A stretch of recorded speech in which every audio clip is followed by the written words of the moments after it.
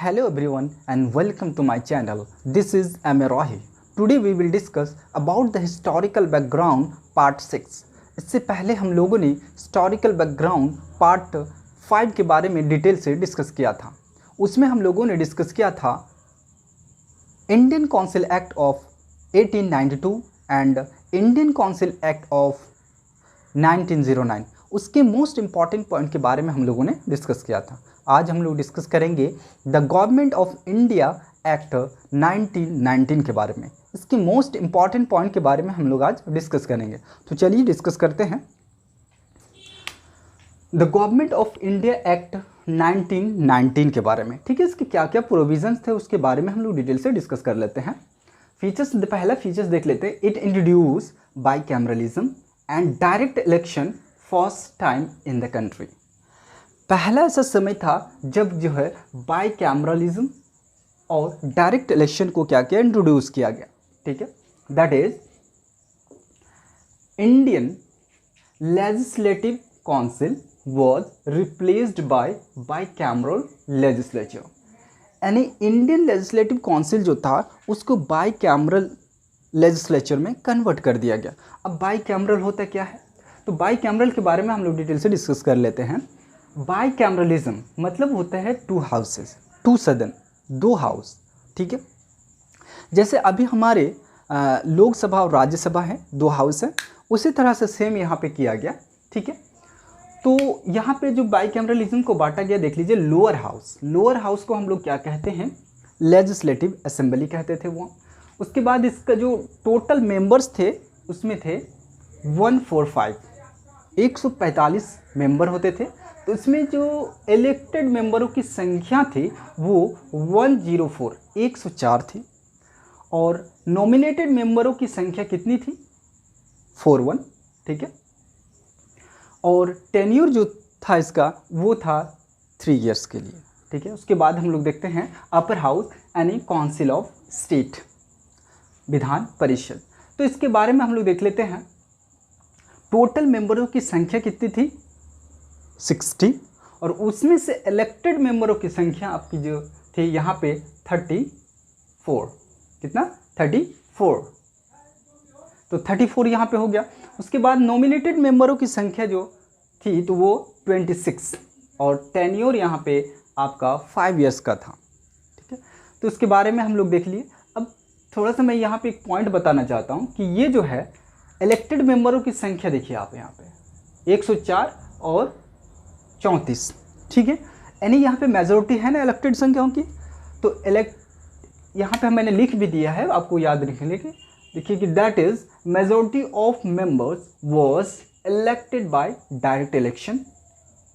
ठीक है, direct election के द्वारा मेजोरिटी को इलेक्ट किया जाता था. अब उसके बाद नेक्स्ट पॉइंट पे हम लोग आते हैं. Dyarchy was introduce at the provincial level. Provincial level में डायरकी को इंट्रोड्यूस किया गया. अब डायरकी क्या होता है इसके बारे में देख लेते हैं. ये डायरकी डिराइव फ्रॉम डायरकी यानी DIARCHE, यानी एक ग्रीक वर्ड है. ठीक है, इससे डायरकी को डिराइव किया गया. और इसका जो मीनिंग होता है डबल रूल और डबल गवर्नमेंट. ठीक है, ये इसका मीनिंग होता है. ठीक है, उसके बाद हम नीचे देखते हैं. One is accountable and other is not accountable. ठीक है, एक को रिस्पॉन्सिबल बनाया गया और दूसरा को नहीं. उसके बाद जो यहाँ पे बांटा गया, ठीक है, देख लेते हैं हम लोग ये चीज़. प्रोविंशियल सब्जेक्ट जो गवर्नमेंट को सब्जेक्ट दिया गया were divided into 2 groups. 2 group में बांटा. पहला ट्रांसफर्ड सब्जेक्ट, दूसरा रिजर्व्ड सब्जेक्ट. ठीक है, अब देख लेते हैं कि ट्रांसफर्ड सब्जेक्ट और रिजर्व सब्जेक्ट होता क्या है उसके बारे में देख लेते हैं. यहाँ पे हम पहले देख लेते हैं. Transfer subject were to be administered by governor with the aid of ministers responsible to the legislative council. Governor इस चीज़ का देखरेख करेगा किसकी हेल्प से, जो मिनिस्टर रिस्पॉन्सिबल है कहाँ, लेजिस्लेटिव काउंसिल में, उसकी मदद से इसको देखरेख करेगा. उसके बाद नीचे देख लेते हैं. Second, reserve subject were to be administered by governor and has executive council without being responsible to the legislative council। ठीक है, इसमें वो देखेगा लेकिन जो लेजिस्लेटिव काउंसिल में विदाउट रिस्पॉन्सिबल मिनिस्टर थे उसके मदद से इस चीज़ को क्या करेगा, देखेगा। ठीक है, उसके बाद नीचे देख लेते हैं, this act provided for the establishment of public service commission in India for the first time. पहला ऐसा समय था जब इंडिया में इस्टेब्लिश किया गया पब्लिक सर्विस कमीशन को, और जो कमीशन गठन हुआ वो हुआ central public service commission was set up 1926 में गठित किया गया। ठीक है, उसके बाद नीचे देखते हैं, this act also made a provision that statutory commission would set up at the end of 10 years after the act was passed, which shall inquire into the working system of government। ठीक है, ये जब act पास हुआ, the government of India act 1990, तो कहा गया इसके 10 साल बाद कोई कमीशन को गठित किया जाएगा ताकि इस कार्य को क्या करेगा, इसके कार्य का निरीक्षण करेगा, कार्य सही ढंग से चल रहा है कि नहीं उसके बारे में निरीक्षण करेगा। लेकिन हुआ यूँ कि ये जो कमीशन है इस बोला गया था 10 साल के बाद आएगा, लेकिन ये 2 साल पहले ही आ जाता है। वो किसके फॉर्म में आ जाता है, साइमन कमीशन के फॉर्म में आ जाता है। इसको फॉर्म कर दिया जाता है 1927 में, तो ये इसको फॉर्म कर दिया जाता है, और इसमें जो सातों के सात मेंबर रहते हैं वो आपका जो है ब्रिटिश रहते हैं, अंग्रेज़ रहते हैं। उससे क्या होता है, बहुत प्रॉब्लम होती है। लाला लाजपत राय इसका विरोध करते हैं और उसकी मृत्यु भी हो जाती है इसके लाठी के चार्ज से। ठीक है, उसको हम लोग डिटेल से देखेंगे एक टॉपिक में। और उसके बाद नीचे हम लोग डिस्कस करते हैं, the communal representation was extended for 6 Europeans, Anglo-Indian, Christian were included। पहले जो हम लोगों ने पढ़ा था इंडियन काउंसिल एक्ट 1909 में, उसमें मुस्लिमों को दिया गया था। ठीक है, और यहाँ पे क्या किया गया, सेपरेट इलेक्टोरेट यहाँ पे दिया गया आपको 6 यूरोपियन, एंग्लो इंडियन, क्रिश्चियन, इसको क्या कर दिया गया, इंक्लूड कर दिया गया। ठीक है, उसके बाद हम लोग नीचे देखते हैं, the franchise and right to vote was granted to the limited number of people on the basis of property, tax and education. यहाँ पे राइट टू वोट का अधिकार दिया गया, लेकिन कुछ खास लोगों को, कुछ प्रॉपर्टी के आधार पर दिया गया, टैक्स के आधार पर जो गवर्नमेंट को टैक्स पे करते थे, और एजुकेशन के आधार पर दिया गया। ठीक है, उसके बाद नेक्स्ट में देखते हैं 7 में, the 3 of the 6 members of viceroy's executive council were to be Indian. ठीक है, वाइसराय के एग्जीक्यूटिव काउंसिल में 6 में से 3 मेंबर इंडियन होने चाहिए थे। ठीक है, ये अनिवार्य किया गया। उसके बाद नीचे देखते हैं हम लोग, 8, the central and provincial legislature were authorized to make laws on their respective list of subject। ठीक है, यहाँ पे जो सेंट्रल एंड प्रोविंशियल लेजिस्लेचर था उसको क्या किया, ऑथराइज किया गया लॉ बनाने के लिए अपने अपने रिस्पेक्टिव सब्जेक्ट में। ठीक है, दैट मीन्स यहाँ क्या होता है, the structure of government continued to be centralize and unitary. ठीक है, उसके बाद हम लोग नीचे देखते हैं 9th में, separate first time provincial budget from central budget. पहली बार क्या किया गया, प्रोविंशियल बजट को सेंट्रल बजट से अलग किया गया। ठीक है, उसके बाद हम लोग नीचे देखते हैं last, new office created high commission for India. कहाँ पे एक हाई कमीशन को क्रिएट किया गया, कहाँ पे, लंदन में। ठीक है, transferred to him some functions performed the secretary of state। ठीक है, कुछ कार्य को जो है ट्रांसफ़र कर दिया गया, जो पहले से देख रेख कर रहे थे कौन, सेक्रेटरी ऑफ स्टेट। ठीक है, उसको जो है ट्रांसफ़र कर दिया गया। मतलब आप सिंपल में कह सकते हैं, reduced the functions of state secretary of state के कार्य को थोड़ा रिड्यूस कर दिया गया और उसको ट्रांसफ़र कर दिया हाई कमीशन को। ठीक है, उसके बारे में हम लोग हिंदी में इधर डिस्कस कर लेते हैं। ठीक है, भारत शासन अधिनियम 1919 के बारे में हम लोग देख लेते हैं।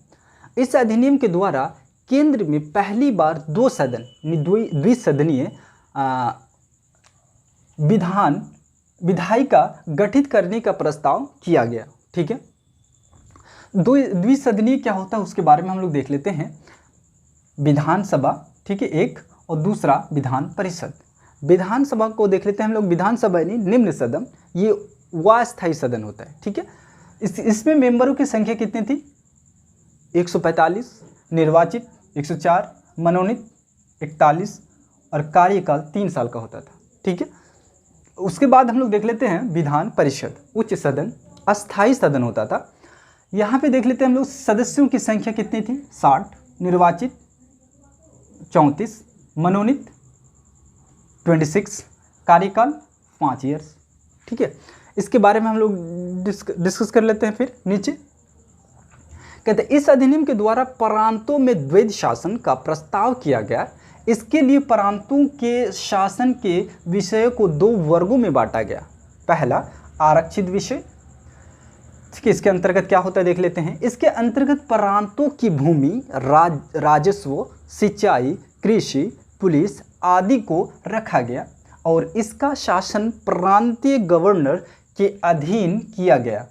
गवर्नर अपनी कार्यकारी की सहायता से इसका देखरेख करते थे। ठीक है, उसके बाद आता है हस्तांतरित विषय। इसमें क्या प्रोविज़न था वो देख लेते हैं।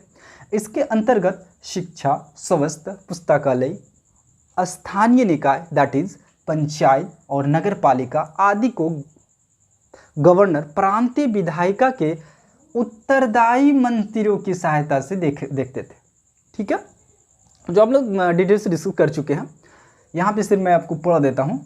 उसके बाद नेक्स्ट देखते हैं लोक सेवा आयोग गठित करने का प्रस्ताव किया गया। पहली बार इसमें लोक सेवा गठित करने का प्रस्ताव किया गया। ठीक है, इंडिया में। तो ये जो कब सेटअप हुआ? Central public service commission setup कितना में हुआ? 1926 में। ठीक है, इसके बाद 4 को देख लेते हैं। इसके अंतर्गत एक वैधानिक आयोग का गठन किया गया जिसका कार्य 10 वर्ष बाद जांच करने के बाद अपनी रिपोर्ट प्रस्तुत करना था। लेकिन मैंने आपको बताया था कि 2 साल पहले आ गया था, दैट इज़ 2 साल पहले ही साइमन कमीशन यानी 1927 में आ गया था।